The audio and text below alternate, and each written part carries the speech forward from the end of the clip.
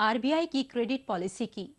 Reserve bank of India ने जुमे के रोज रवा माली साल के लिए अपने छमाही क्रेडिट पॉलिसी का ऐलान कर दिया।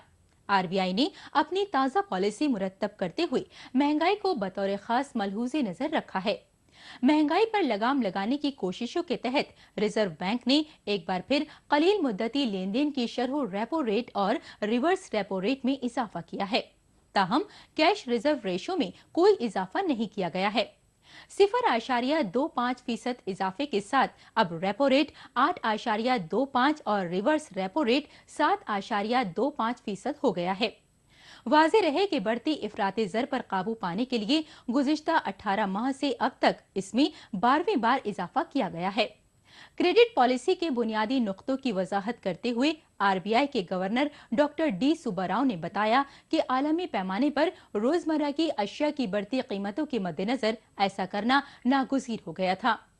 काबिले जिक्र है कि इस वक्त इफराती ज़र की शरह तकरीबन 10% के पास पहुंच गई है। बहरहाल महंगाई पर लगाम लगाने की गरज से रेपो रेट और रिवर्स रेपो रेट में किए गए इजाफे का असर होम लोन और कार लोन की शरह सूद पर भी पड़ सकता है। ताहम तजियाकारों का मानना है कि इससे बाजार में नकदी के बहाव पर रोक लगेगी, जिसके मुस्तकबिल में मुस्बत नताइज बरामद हो सकते हैं। इस हवाले से हमारे नामानिगार ने मारूफ इख्तिसादी तजियाकार AK जैन साहिब से बात की और उनसे पूछा कि आरबीआई के जरिए रेपो रेट और रिवर्स रेपो रेट में किए गए इजाफे की आप क्या वजह मानते हैं। देखिए, महंगाई एक बहुत बड़ी विषम समस्या बन गई है। ये समस्या आज हर आदमी के लिए है और साथ में गवर्नमेंट के लिए भी है। गवर्नमेंट कई तरह से कोशिश कर रही है कि इकोनॉमी में महंगाई के ऊपर, इन्फ्लेशन के ऊपर कंट्रोल लाया जाए, पर पिछले 2 साल में गवर्नमेंट की निरंतर कोशिश के बावजूद भी इसमें सफलता नहीं मिली है। इस समय महंगाई करीब 9.8% है। अगस्त में, जुलाई में 9.2% थी, बल्कि ये बढ़ती जा रही है। फूड इन्फ्लेशन 10% से ऊपर पहुंच गया है। तो इस इन्फ्लेशन को कम करने के लिए गवर्नमेंट ने रेपो रेट की मदद ली है रिजर्व बैंक ऑफ इंडिया के थ्रू, और अभी अभी 0.25% से इसको बढ़ाया है। और गवर्नमेंट उम्मीद करती है कि रेपो रेट के बढ़ाने से शायद मनी सर्कुलेशन में फ़र्क आएगा और इससे महंगाई को काबू लाने में मदद मिलेगी। हमने उनसे ये भी पूछा कि मरकजी बैंक ने इफराती ज़र पर काबू पाने के लिए गुज़िश्ता 18 महीनों में 12वीं दफा ये इजाफा किया है, फिर भी महंगाई कम नहीं हुई, इसकी क्या वजह मानते हैं। देखिए, जो रेपो रेट आप बढ़ा रहे हैं, रेपो रेट केवल महंगाई कम करने के लिए एक टूल है, पर महंगाई को कम करने के लिए अगर आपको इफेक्टिव स्टेप्स लेने हैं तो कई सारे टूल, जो कॉम्बिनेशन ऑफ टूल्स को इस्तेमाल करना पड़ेगा।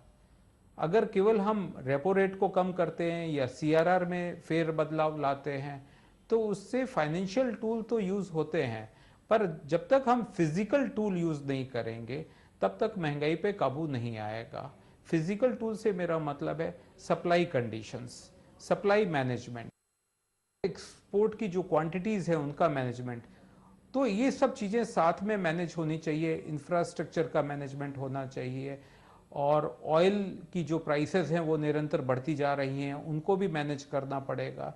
तो ये जब सभी चीज़ें कॉम्बिनेशन में यूज़ होंगी, जो फिजिकल फैक्टर्स मैनेज होंगे, तभी आपके महंगाई काबू में आएगी।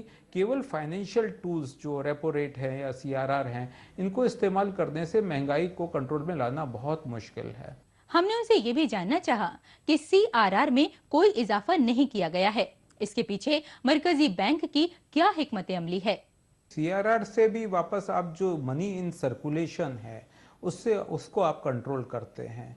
उम्मीद की जाती है कि अगर आप सर्कुलेशन का जो पैसा है इकोनॉमी में, जो सर्कुलेशन में है, उसको कम करते हैं तो उससे महंगाई पे काबू लाया जा सकता है।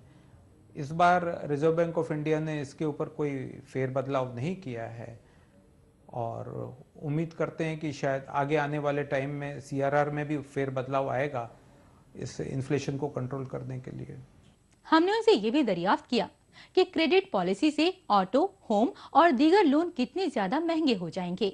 देखिए, जब भी आप क्रेडिट पॉलिसी में चेंज करते हैं और अपनी जो लेंडिंग रेट्स हैं उनको बढ़ाते हैं तो इसका एक ऑल राउंड इफेक्ट होता है। हर एक के ऊपर होता है, चाहे वो इंडस्ट्री हो, चाहे वो लोन के दूसरे कंज्यूमर्स हों, ऑटो लोन्स हों या हाउसिंग सेक्टर के लोन्स हो। लोन्स की कॉस्ट बढ़ती है, और जब लोन्स की कॉस्ट बढ़ती है तो फिर बाकी सभी जितने इनपुट्स हैं उन सब की कॉस्ट बढ़ जाती है। तो इसका तो मल्टीपल इफेक्ट होता है, और मल्टीपल इफेक्ट फिर प्राइस के ऊपर होता है, इन्फ्लेशन के ऊपर होता है, जो हम देख ही रहे हैं। हमने उनसे ये भी पूछा कि सनती तरक्की की शरह 3.3% पर पहुंच गई, जो कि काफी कम है। उस पर किस तरह का असर पड़ सकता है? देखिए, ये बहुत एक अब चिंता का विषय हो गया है। हम उम्मीद कर रहे थे कि हमारे जो इंडस्ट्रियल ग्रोथ की जो रेट है वो करीब 8-9% के आसपास होगी, पर अब ऐसा लग रहा है कि ऐसा होना शायद संभव नहीं हो सकेगा। अब ये जैसे आप कह रहे हैं कि ये 3% 4% के आसपास आ जाएगी, और ऐसा लगता है कि ये ऐसा ही होगा। और इसके कई कारण हैं।